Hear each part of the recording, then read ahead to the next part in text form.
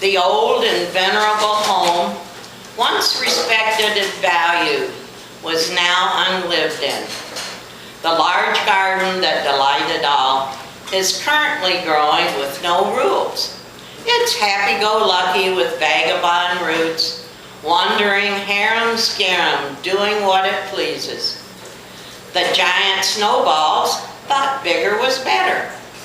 They wanted to be like Lady Gaga in big, dynamic, can't-miss show.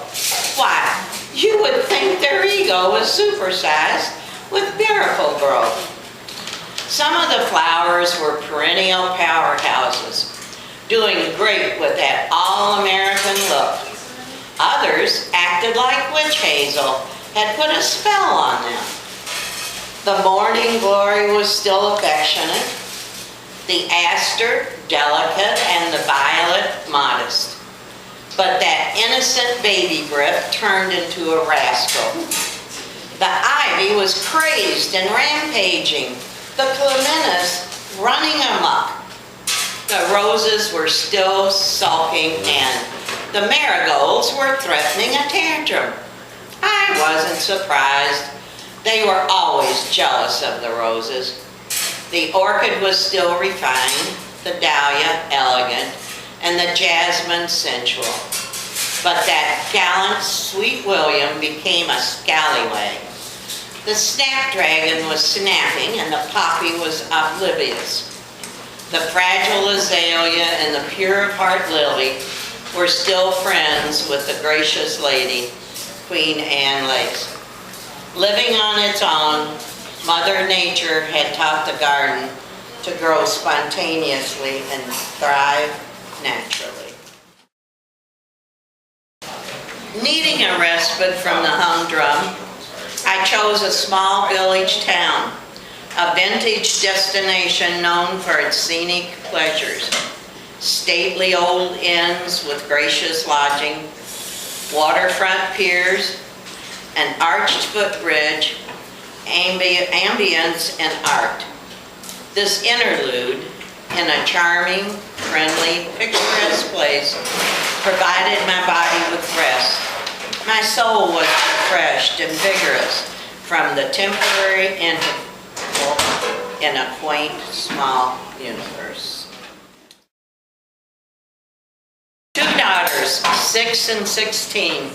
I can never figure out which one is playing pretend dress up and which one is dressing in her everyday outfit. One colors her hair, one wears a wig. Both wear feathers and leather, dresses billowing and flowing, hats, bows, ribbons, and lace. These fashionistas like to celebrate their style. They're not afraid of ornate, color, flash, or the uncommon. The clothes may be flamboyant or outlandish, wearable art or a costume, but whatever they wear, they always have a good time and look cool.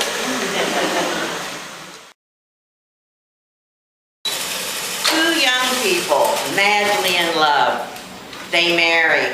Very soon, he's drafted and off to boot camp in Kansas, the middle of nowhere. He calls his bride. Please come here till I'm shipped out. She says, okay. Packs her clothes and her only possession, an ironing board. Then she's in her car and on the way to the middle of nowhere. Once there, she goes to the army camp and finds him. Oh, happy day. But there's a problem. His unit is on bivouac for 2 weeks in the middle of nowhere. He has made friends with 2 guys from New York City. One says he misses pastrami and salami more than anything. The other one says he misses the lights and sounds of home, sitting here in the middle of nowhere. The friends from New York City tell the groom, we will each cover a night for you if you get us a salami to eat and a candle to light out here in the middle of nowhere. The resourceful young bride drives to the big Kansas City. She thought she was only finding salami and candles for her husband's friends. What she really found was their honeymoon in the middle of nowhere.